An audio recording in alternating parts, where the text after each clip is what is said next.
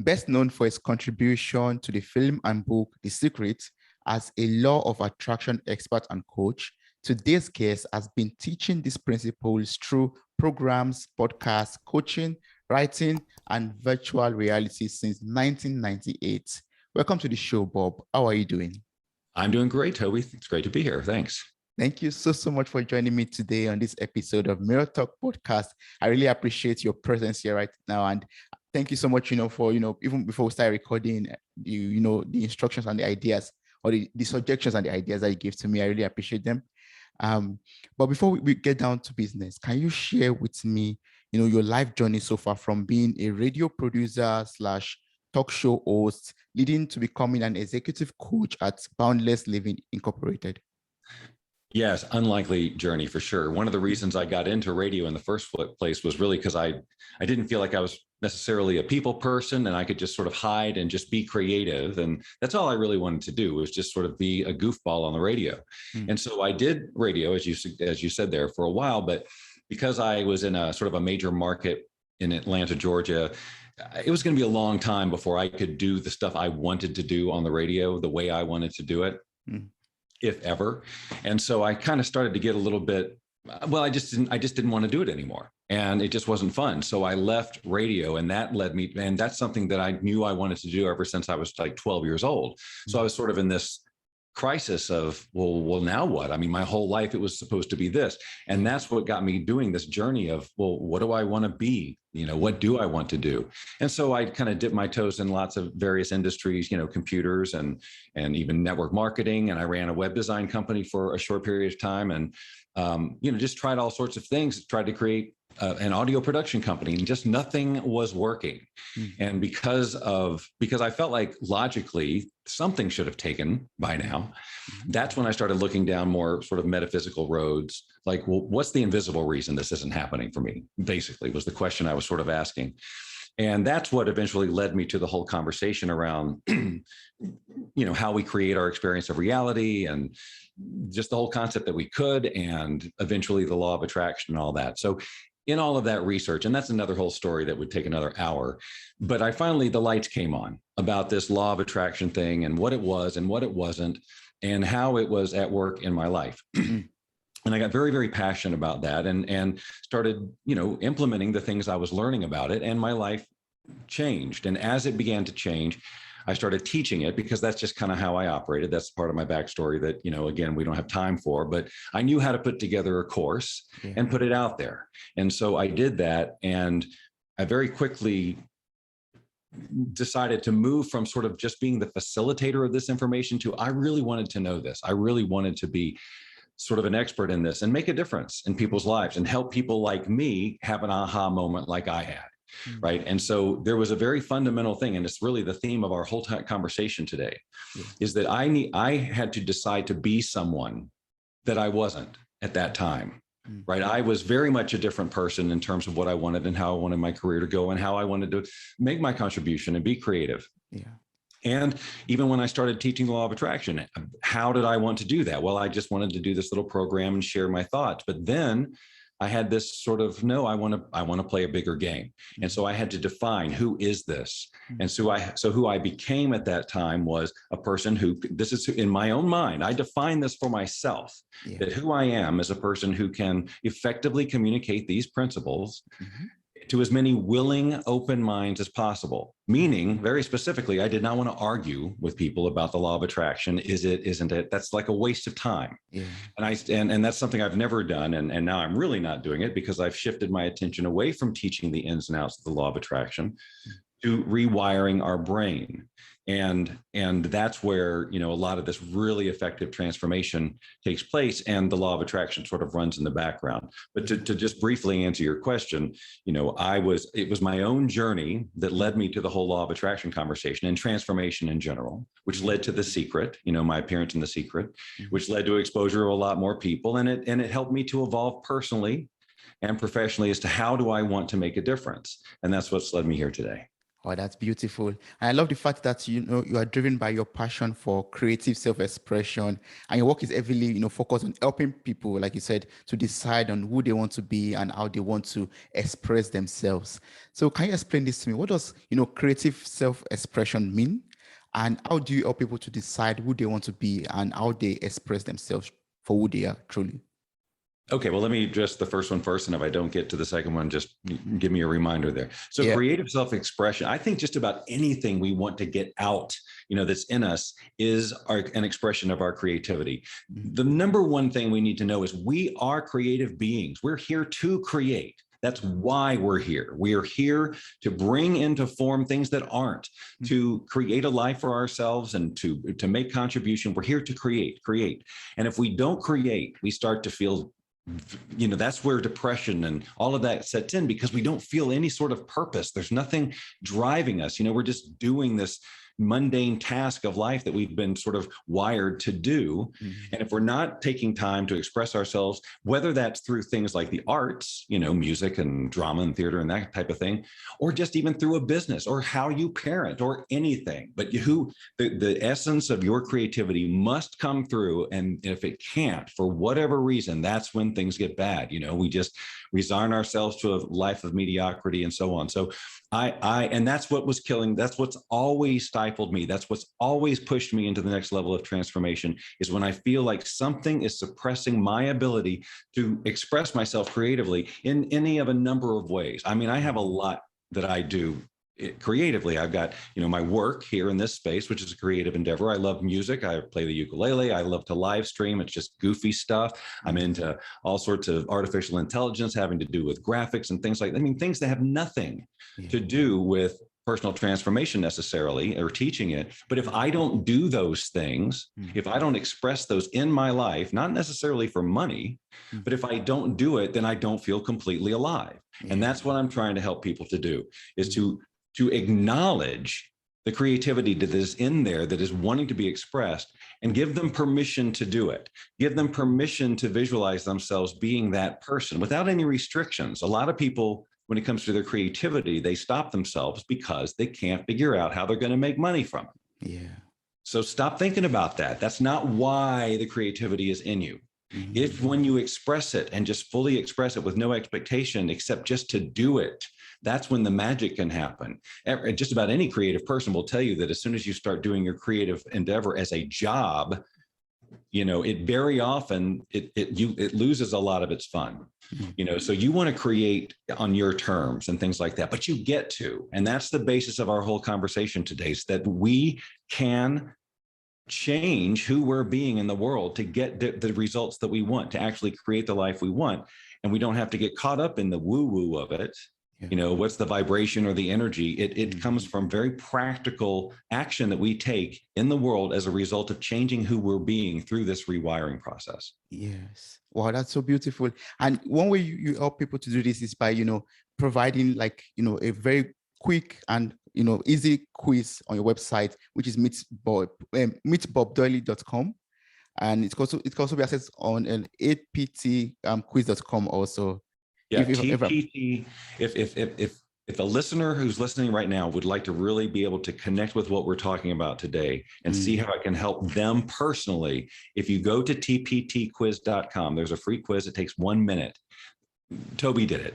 It takes just a little bit of time, and it tells you what personality type you are when it comes to personal transformation. Because the reason that I created the quiz in the first place is because if you're going to change your wiring to become someone else, it helps tremendously to know what your wiring currently is, so that is actually stopping you from doing that, so that you can prevent it. The quiz is there to show you how you approach transformation from a personality point of view, and what part of that personality is likely to be the culprit into why you haven't successfully gotten to where you want to go. Because a lot of people take on transformation and they don't complete the process. And the TPT quiz will show you why. And then as we talk about the different types in our conversation here, people who are listening can know how that applies to them if they just go take the quiz real quick. You took it, right? So yes.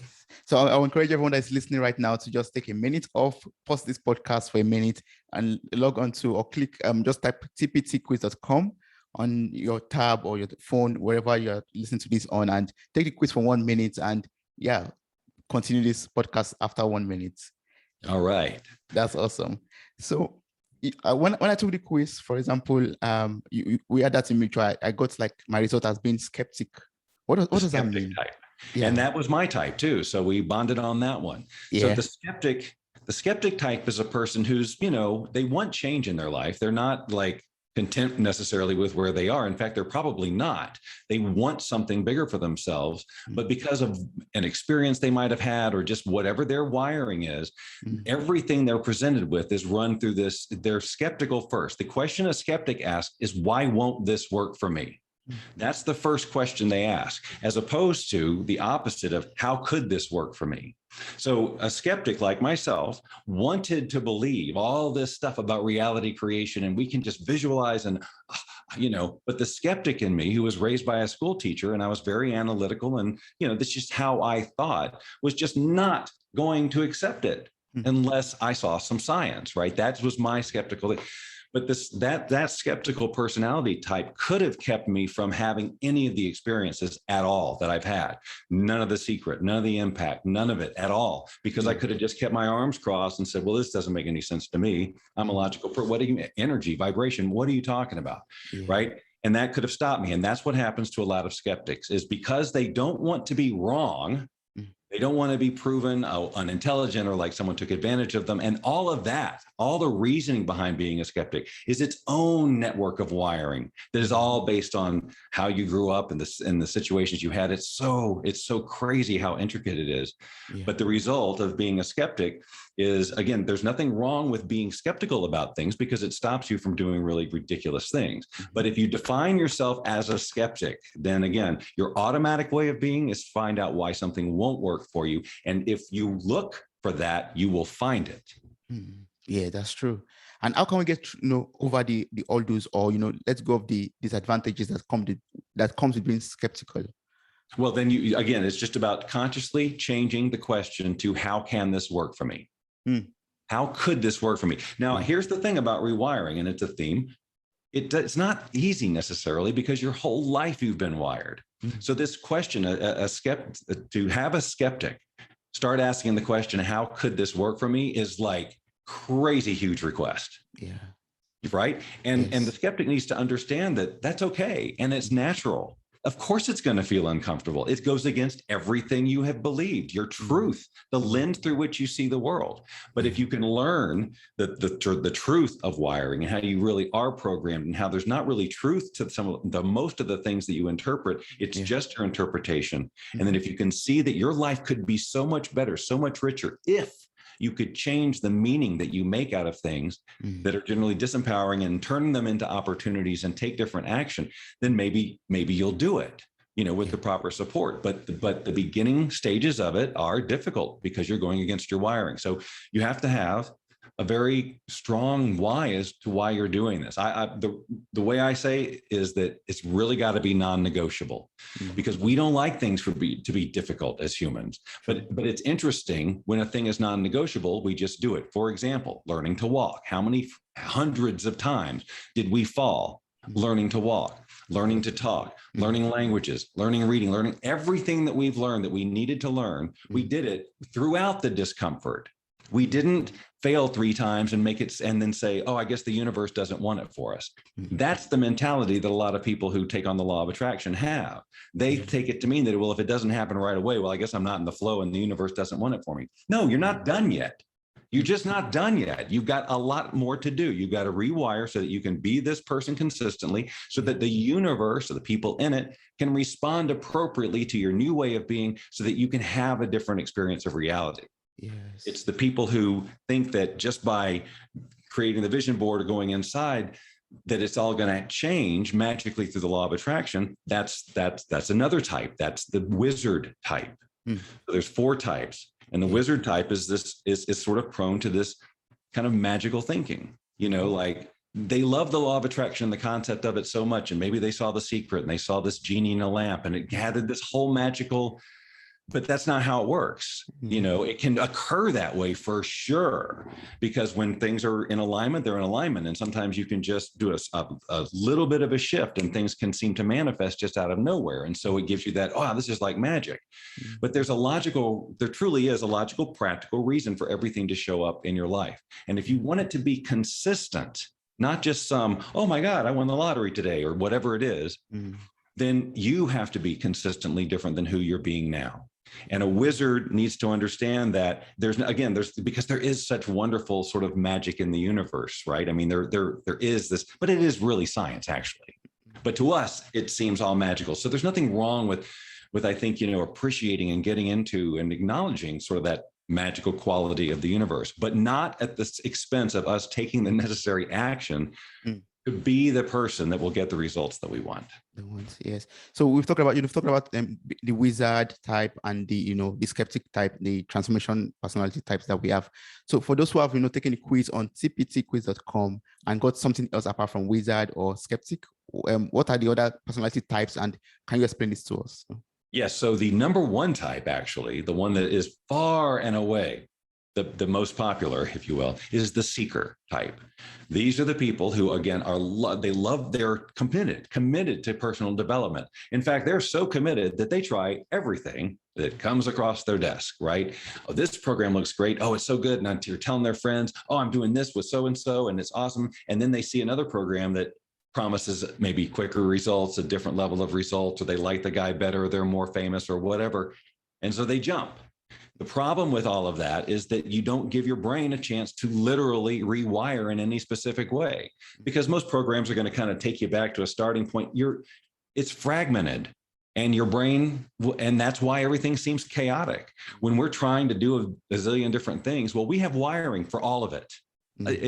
That's how we do it. Our brain creates this wiring, and that's how we do it. But if it's all chaotic and all over the place, then nothing can really firmly get no neural pathways that are going to make any long-term consistent impact are going to be formed. You're just going to be in chaos. Yeah. The way that we run on autopilot, which is almost all of us running on autopilot on so many levels, is because we're talking our entire lives of undisputed, just letting it happen. We said yes to everything. So our wiring is just so strong.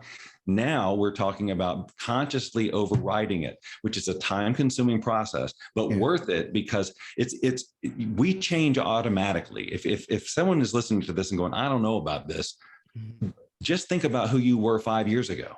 10 years ago, 15 years ago. I guarantee you have fundamentally changed in some ways. And that has happened because new ideas, new thoughts have come in a consistent way and changed the biology of your brain. So now your autopilot, who you be automatically, is different than who you were 5 years ago. So our goal here is to create the version of you that works as on autopilot as you are now, only they get the results that you truly want. Yeah, that's awesome. So the seeker just needs to commit, right? Like understand that, choose a program, remember why because the programs themselves, a lot of them are really good, but you do have to complete them, and you have to commit to, this is my new way, right? So the seeker is out there. They just need to choose one and stick. Yeah. And then the last one, which is also very popular, is the people pleaser.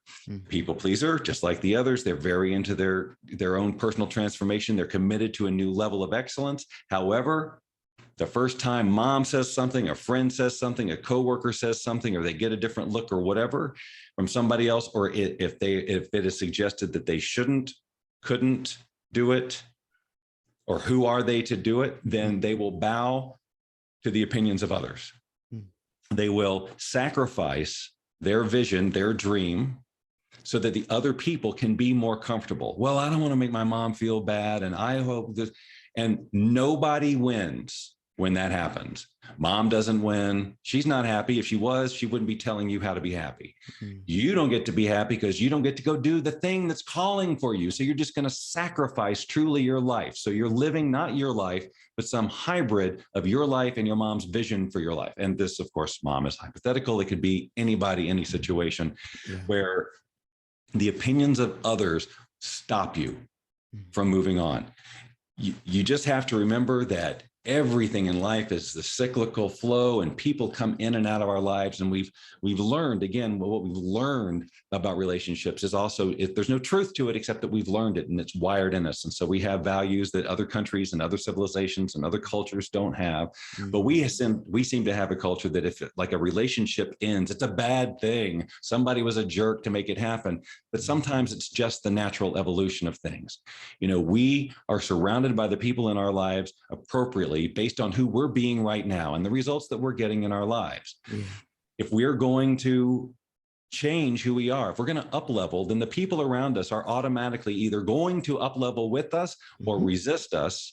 But we will attract other people who will now support us in our up-leveled version. They will become our new circle. They will become our friends. The only difference is they're not insisting that you stay stuck with them. They're lifting you up as well. So community, support, coaching, if you will, all of it is super important in this rewiring process because everything is trying to stop you from doing it intentionally. Yeah, I believe the quiz result for myself was very accurate because I'm skeptical and I really want to know the science behind, brain rewiring. Like, how does that work? What's the science behind it? Can you explain this to me? It's a perfectly logical question. And here's what I am saying in terms of the answer. I don't want people to get the information about like all the science and the chemistry. It's so out there. It's everywhere. What all I need people to know for me to be able to help them is that your brain can change. And if you get hung up on how the chemistry, now you're just doing what the law of attraction people are doing with like, well, how's my vision board? How many times should I do this? None of it important. Who do you want to be? That's it. So all we got to do is show you your brain can change in a conversation. Like, did you learn anything in the past 5 years? Yes. Then see, your brain changed. Now let's learn to be the new you. Because there's no difference. It's the same thing. When you want to learn a subject, you immerse yourself in it. You do repetitive. You get it in your brain until it's wired. Same thing with changing who you are. We were born with these amazing brains that will change, and we have the power to visualize. We have imagination. We have a sense of passion. We have a whole range of amazing emotions. We're here to create an amazing reality for ourselves if we will just allow ourselves to do it. But since we aren't born with people telling us this, we are truly programmed by the thoughts, the opinions, the beliefs, and all of that of the people who are taking care of us, who are our environment. We're just saying yes to everything because we don't know, we can discern. Right. So that's when we wake up to, oh my God, it's a program. Because when you think about it, this question of free will, do we really have it until we wake up? Because so much of the decisions we make are on autopilot. We're just making meaning in the moment. We're not thinking about where the meaning came from. Is there any real truth to it? We just go, all my life I've thought this is the truth of that. I'm making, but we have the choice to create new meaning in any moment and create a whole new world of possibilities for ourselves in terms of outcomes. Yes. So can you tell me how to do this? Can you walk me through the steps of transformation through brain rewiring? Okay, so the first thing you want to do is know where you're going, right? Who do I want to be? And if you're not really clear on that, one of the ways you can start to chip away at that is to identify where in your life you're feeling disempowered now. So the very first skill I teach everybody I work with is just becoming aware, catching yourself when you're on autopilot.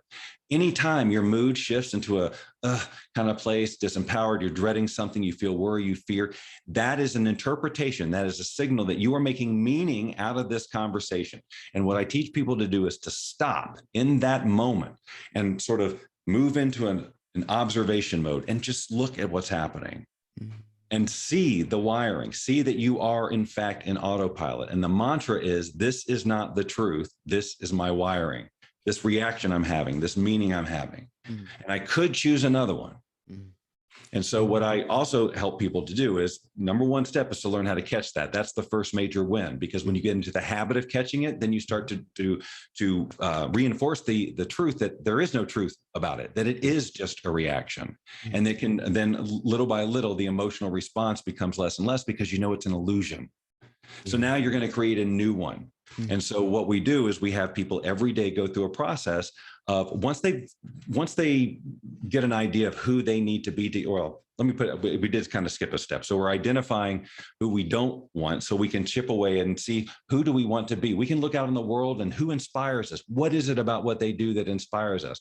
Why? What are the feelings I get? And then what do I want in my life? What level of abundance? All those kind of law of attraction-y things. But the question is, well, who do I have to be to get those things? Because it's someone different than who you're being now. How do I know this? Because you don't have it. Yeah, that's true.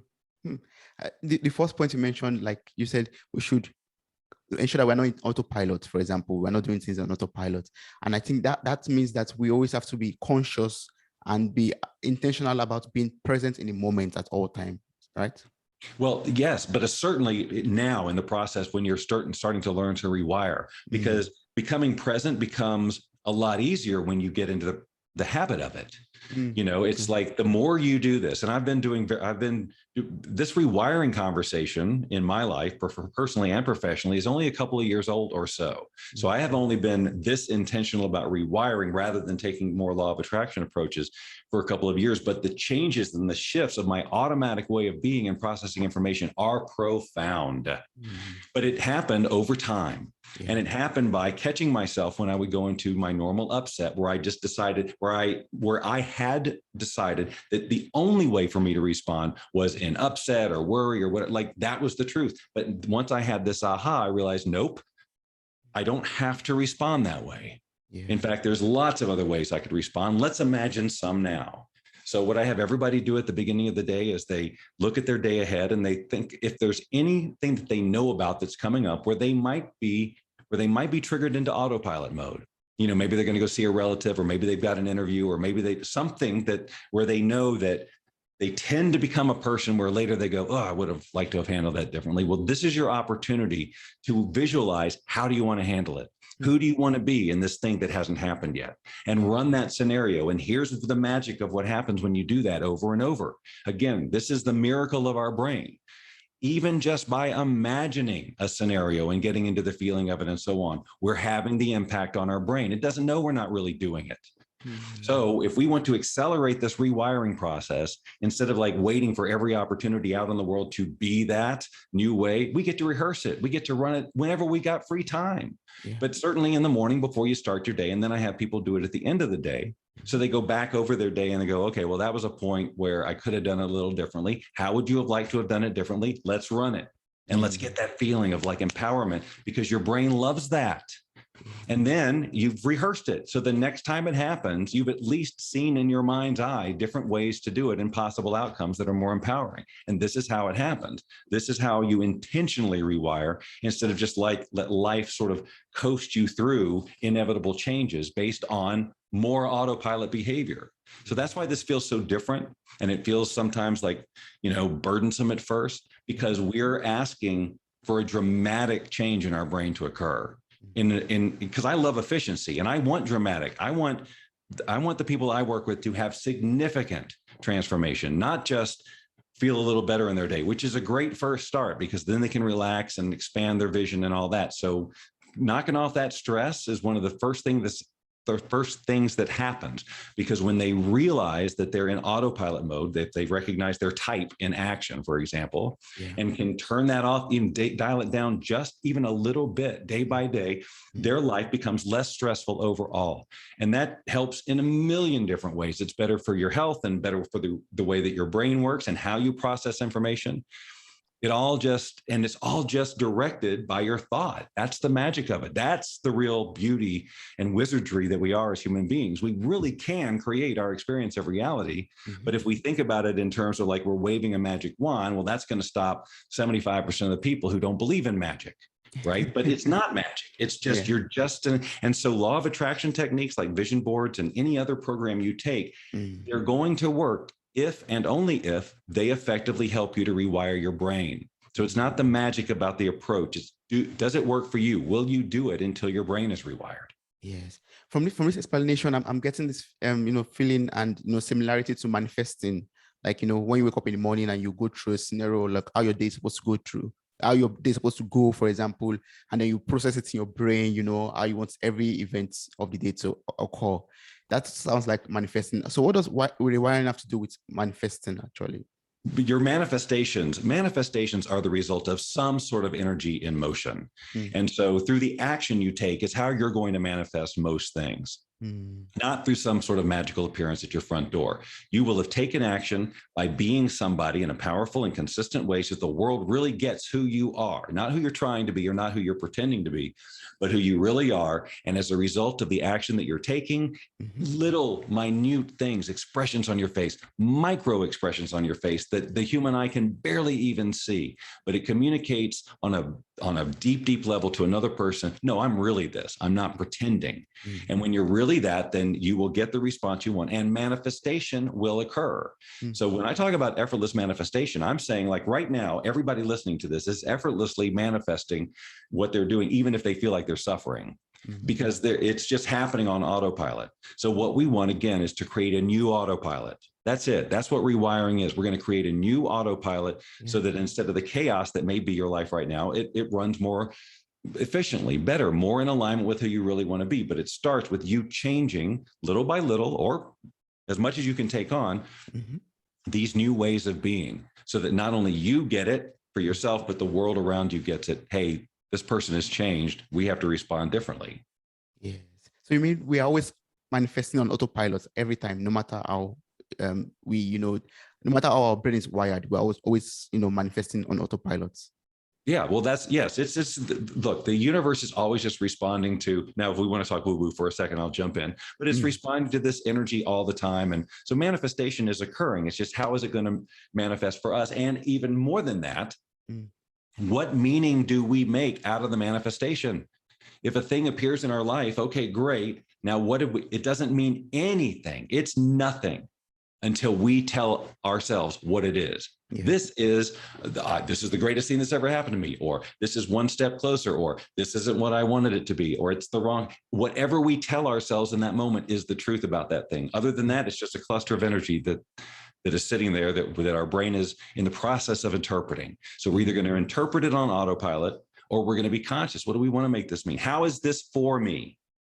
How is this for me? No matter what it looks like. Yes. If it looks like catastrophe, how is this for me? What can I get out of this? It's going to help me get where I want to go, provided I don't stop because I'm making crappy meaning out of this. So it's like taking hold of the steering of our lives, actually taking hold of yes. Well, but I would love to know this, like, I would love to understand how my brain is actually processing my experience of reality right now. Can you walk me through that? Can you explain to me how my brain is currently? Well, at the simplest level, every time when input is coming in, whether it's visual or audio or anything, your brain, you're just immediately going to reference everything everything you've ever known. That's what we just keep building and building and building. And that's how you just and it happens so quickly. You're just looking around, and I'm looking around my studio, I'm looking around all this stuff, and I'm seeing everything, and my brain knows what every single thing is. And if I was to look at it for half a second, I can just tell you the whole story on where it came from and all of this. But all of that also has a meaning. Like I can probably attach any range of emotion, either low emotion, high emotion, or neutral emotion to just about everything in here. But again, it's all based on the ridiculously infinite almost amount of experiences I've had in my life, the people that have been there, the energy they put into what they did with me and how I made that mean, and the wiring that has happened. So I can't tell you how you process information. But I can tell you it's just a result of all the input in there. The game is noticing how you process information. Like you get to go on that exploration yourself, starting right now. Like when you have a reaction to something, you get to stop and go, I wonder what that's about. Now, I'm not saying that you have to go back to the origin story of everything, because I think that people waste just a lot of time doing that stuff. Like, well, when I know why it happened, then I can do it. You don't have to. It's enough to know that that it's happening and you would rather be changed by something else. But sometimes it's nice to know where it happens so that you can expose it for just the lie that it is. It's like, oh my God, my 3-year-old brain interpreted that event to mean this that I've been carrying my whole life. I'm letting that go now. It's that simple, right? But you don't have to suffer over it and do 10 years of energy work over it. It's just like, okay, I see. I made a big deal out of it because I was 3 or whatever it is. Or you don't even have to do that. I'm telling you, all you got to do is go, I don't like this feeling. I'd like to replace it with another one. and just start replacing it with another one and go through that discomfort of, well, this feels unnatural. I feel like I'm lying to myself, blah, blah, blah. That's natural and normal. And everybody just needs to expect that and just know that you just keep going. Keep changing until you find the best fit for yourself. Yeah. Well, yeah, I mean, but be consistent with the new conversation. Like really be clear on where you're going and why and how you want it to feel. And to the extent that you can, bring the behaviors and actions and meaning making and everything of that future version of you into today. Because that's how it's going to happen. It doesn't happen that all this external stuff changes and then suddenly you change to be in alignment with it. No, you get into alignment with it first and then it comes to you. You manifest it, however you want to say it. Yeah. Wait, so what I've got to understand right now, you could correct me if I'm wrong, is that, the input that I expose myself to or I'm exposed to, unconsciously wires my brain in some ways. Yeah. Correct. If you didn't consciously filter it and assess it and just kind of said, okay, yeah, I get it. Yeah, sure. Then it wires your brain because there's absolutely no resistance. That's why 0 to 7, that's why the brain is so open. That's why it's so formative there. And the stuff that forms from 0 to 7 is generally the toughest stuff to change. Yeah, because we don't have that resistance to the input that we're getting from the external world. That's right. We just said, yes, okay, of course, this person feeds me, so everything they say is true. Yeah, that's true. Wow. So can you tell me more about your company, Boundless Living Incorporated, and can you also tell me about the services that you offer in your company? Right now, basically, my services are either one of two things. Coaching, I can coach people personally or whatever, group coaching, but mostly personal one-on-one higher end coaching. Or the Boundless Living Challenge. Now, Boundless Living is the name of my company, and we've gone through all sorts of evolution over the course of time with a focus originally on a lot of digital programs and things like that, because that was the trend back in the early 2000s. But I also learned, and part of what I do, why I do what I do now, is because of wiring, people don't complete those programs, so they don't finish it. So that doesn't work for anybody, because now the work I put into the program they don't get the value of it because they didn't finish it because of whatever their personality type was that stopped them. But that happens to everybody. It's 93% failure rate in this industry. It is not good.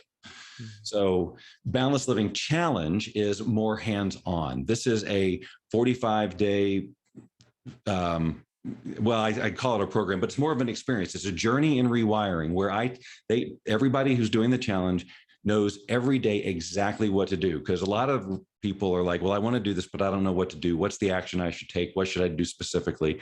So we tell them that they have a checklist of things to do every day that will help them.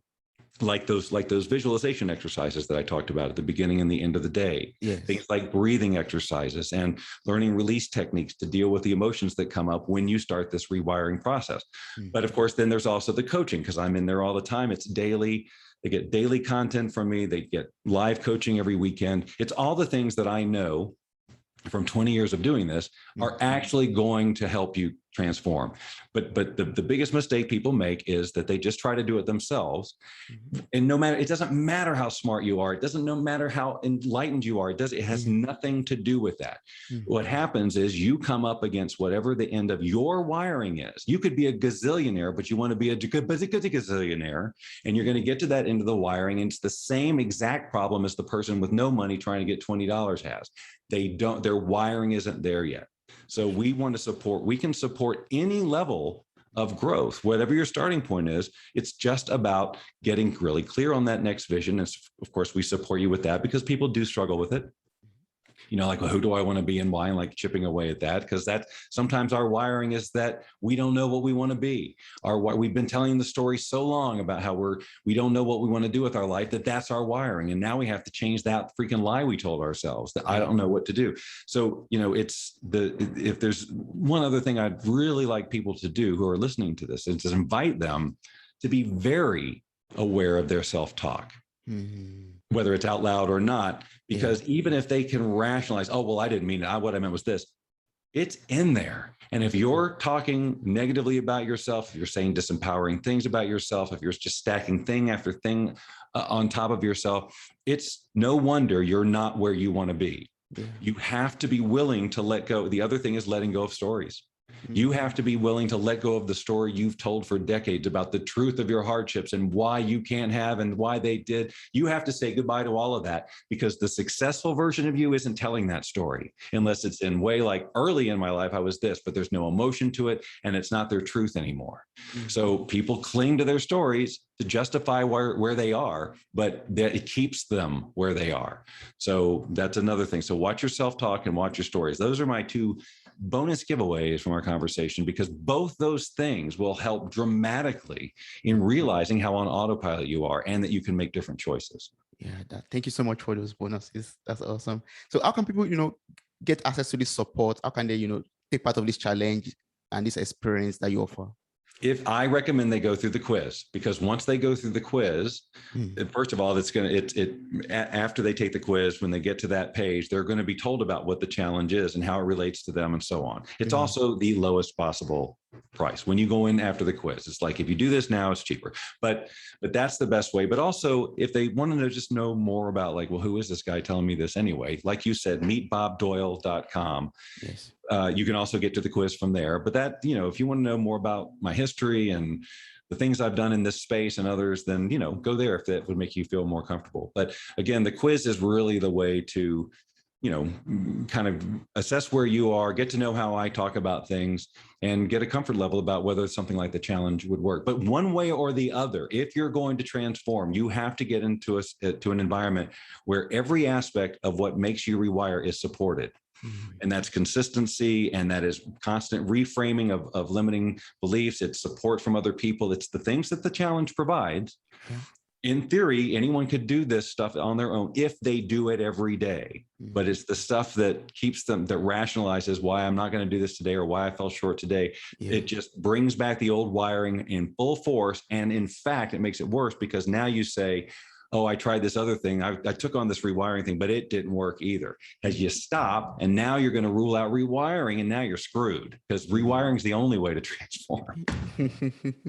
So we have to rewire that brain of ours to ensure that we get the success that we want. If you're going to change and your results are going to change, something up here in your brain is going to change, because it's going to change your behavior and the response that the world gives you. And that response is your result. It's all super logical. It's really logical. So I just have one last question, because I've learned a lot from you today already, and I want to go back after listening to this episode myself to digest everything again, and also maybe join on that experience of yours, and rewire my brain for greater success. So the question I would love to ask is about energetic comfort zone. So how can we stretch it to allow more of what we want into our lives? Can you explain what this comfort zone means and how we could stretch it? Well, if I was to, it's going to be different for everybody. If I had somebody in a group imagine a large amount of money, if I just said, imagine a large amount of money, who knows what their large amount of money is? It could be $1 million, it could be $100,000, it could be $10,000 or whatever, but there's a feeling around it too. Or if I started to say to somebody, imagine yourself, if I handed you $1, if I handed you $10, if I handed you $100, and then see where they start getting uncomfortable. There's a comfort zone around just about everything we want to take on, money being one of those things. Comfort zones, relationships, anything, career, what am I capable of? And you feel it, when you get there, you start to feel uncomfortable, and that feeling is emotion. It's energy in motion. So that's your energetic comfort zone. And so you're going to expand it in one of two ways. You actually just go out and do things bigger, right? Do things bigger, take bigger, you like physically go out in the world and then say, oh, okay, I guess I can do that. I guess I can do that. And so your energetic comfort zone expands, or you visualize it. This is what I'm talking about. You could start by visualizing, what if you made $10,000 a month, and you just visualize that until you've got it. You're like, okay, I'm comfortable with that. I know how I'd spend that. What if it was $100,000 a month? And then you go through the discomfort of that, and then you figure out how you could spend all that until $100,000 doesn't seem like a lot, and then $1 million, and then whatever. And so then when you start hearing about large sums of money, or the possibility of large sums of money coming to you, you don't get that cringe about like, well, that would be impossible, or that feeling of like, it's too big, because you've played with it so much, you're energetically ready to receive it. And again, that's just by freaking using your imagination and nothing else, but on a consistent basis and really getting into the feeling of it. It will work. It will work miracles, but it's biology. Wow, that's so beautiful. Thank you so much. I really appreciate everything I've been able to learn from you today, Bob. I mean, about brain rewiring, this has been so enlightening to me, like, knowing how important it is to us. But I know I've asked you my last question already, but as a closing remark, do you have like an advice or something, if you could reflect back to your 20-year-old self, for example, what piece of advice would you give your 20-year-old self? Yeah, I would teach my 20-year-old self to wake up and look at why, why are you making these decisions or whatever. I used to say choose wisely. That was always the advice I would have given my former self. But when I realized sort of in retrospect, I always made the best choices I knew how. It's not like I purposely ever made a stupid choice. I always did the best I could. But in retrospect, just go, man, I wish I would have done something different. But you couldn't have, because of the way that I was wiring. I didn't see any other choices. But if somebody had come in and said, every choice you make or every decision you make, everything you have here, any given moment, you have a choice. And try this one earlier. If I had tried different choices, if I hadn't been so locked into, no, this is the way it was. And a lot of it, for, again, parental imprinting and, how big a game can I play and so on. I mean, imagine what happened to me when The Secret happened, to go from, a little bit of my story. I was in huge debt, and then I got out of debt, and then The Secret came, and it was like, boom, such a different thing. And so I had to do a lot of rewiring and adjustment too. There's a whole conversation around the journey post Secret for me and the rewiring that was going on, but I wasn't conscious about it. It was all unconscious. And so therefore there was a ton of suffering. So knowing that, you can just eliminate a lot of suffering if you really understand that so much of what we're doing is on autopilot and there's no truth to it. Yeah. Wow. Thank you so much. I've learned, wake up. If you know better, you do better. You make better decisions and you make better choices. And you have to do that through brain rewiring. Thank you so much, Bob. You are welcome.